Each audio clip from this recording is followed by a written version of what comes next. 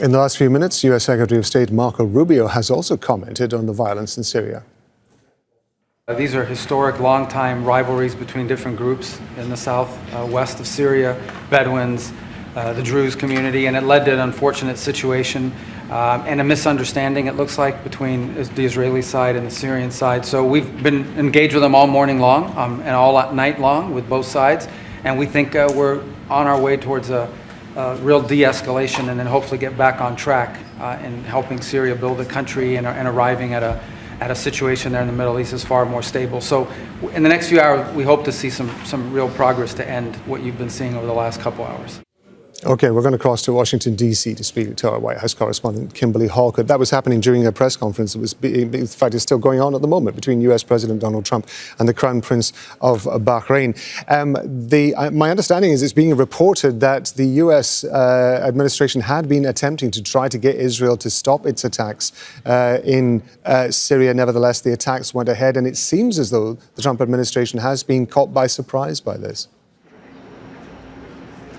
Yeah, it seems caught by surprise in that it had been, as you heard from the Secretary of State, engaging with all parties all night long and all day, and yet still Israel went ahead. I think that speaks more to not just surprise, but the United States' waning influence when it comes to Israel. The fact that even though it is the main supplier of its military support, there seems to be little accountability on the part of the Israelis, as evidenced by the comments by not just the Secretary of State, but also the frustration on the part of the U.S. ambassador to Kiev.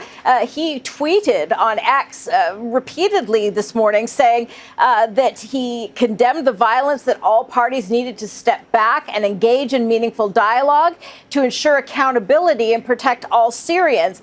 And again, that the United States was actively involved in trying to navigate towards calm.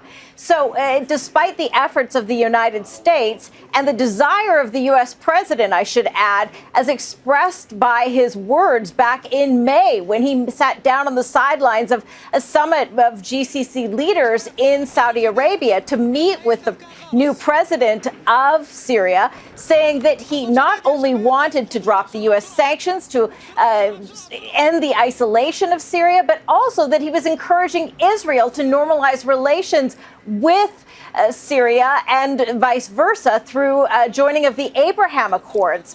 And so what we know is that is the real goal of the United States. But it doesn't appear that the Israeli Prime Minister is on board, as evidenced by his comments just a week ago here at the White House, as the United States was further announcing it was dropping the foreign terrorist designation of Syria to ensure that it no longer had that designation. That's a group that was led by the Syrian president. The Israeli prime minister instead said that he was looking forward to calm in the future, but that was not something that he was interested in the near future.